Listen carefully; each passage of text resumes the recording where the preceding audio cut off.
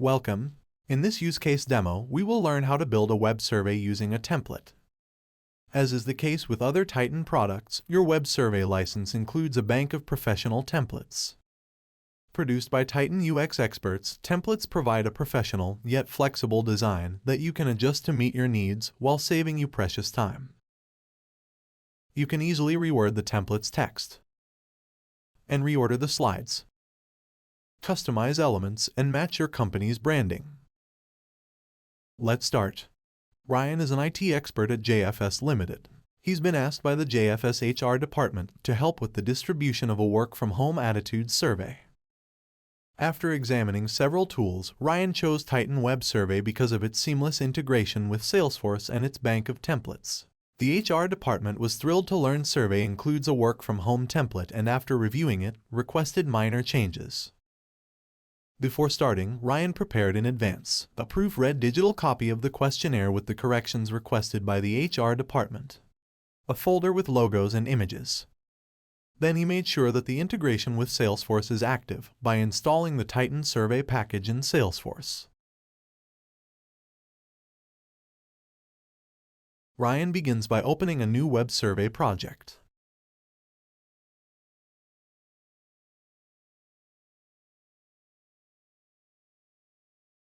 And selects the work-from-home template. First, he sets up the survey to match the company's branding, including the background color, the font type, and the font's color.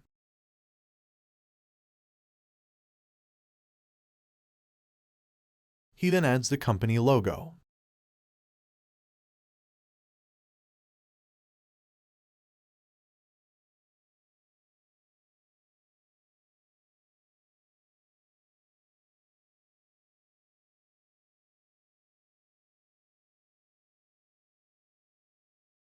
Next, Ryan decides to configure the navigation options, push settings, and the progress display. He starts by inserting the End Now and Start Over buttons to enable submitters to end the survey at any point or start from the beginning. He also disables the Again button so that employees can't take the survey more than once.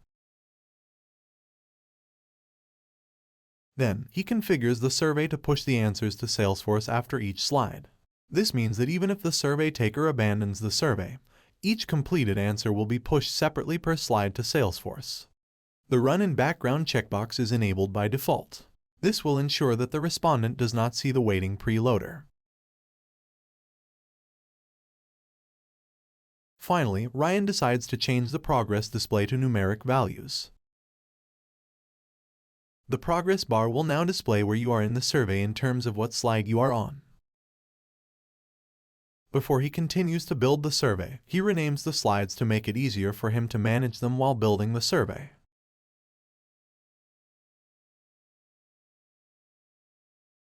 Now that Ryan has finished configuring the project settings, he turns to adjusting the survey slides. On the first slide, Ryan updates the labels.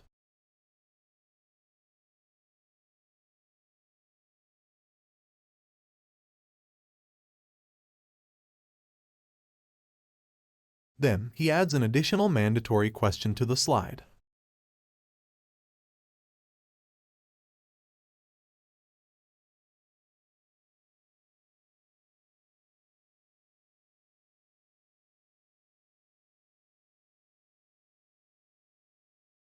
Ryan limits the amount of characters for this answer.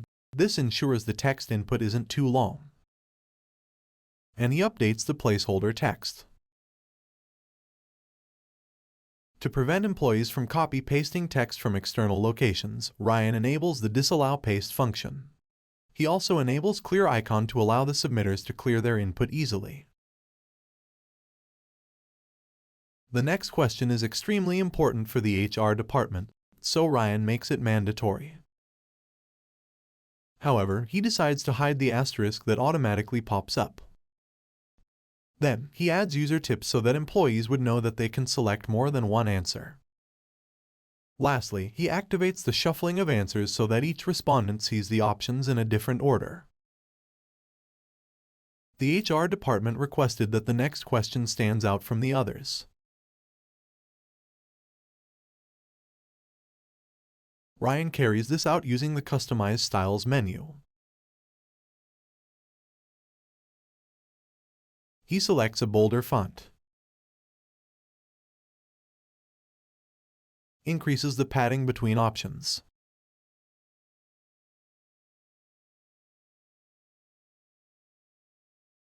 and adds a border to the question.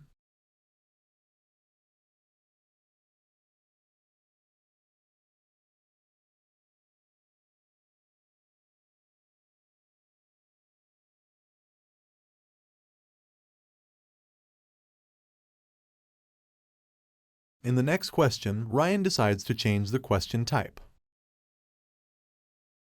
Then, he also adds labels that will be displayed to the submitters when they hover over the icons.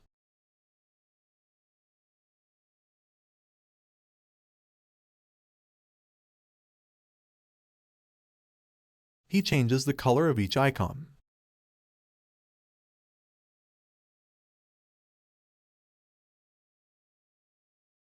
And increases the icon size.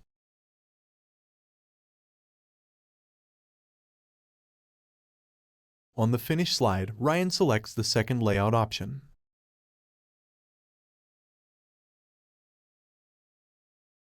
Before publishing the survey, Ryan must make sure it will be displayed properly on all popular devices.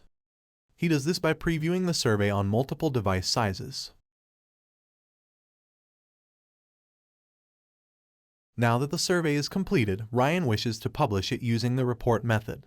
The report method will allow Ryan to publish and distribute his survey to a large audience using Titan Survey and his pre-existing Salesforce reports in just a few clicks, eliminating manual processes for distribution. A prerequisite for using this method is to create a report in Salesforce. He configures the distribution using the Salesforce report and record ID options. He chooses to send this survey out by custom email. First, he chooses an email field. This is the email of the respondent who will receive the survey. Ryan ensures he leaves the FT web survey URL in the email body. To ensure the survey displays correctly, he sends himself a test email. He first needs to enter a record ID, then an email address in order to send a test email.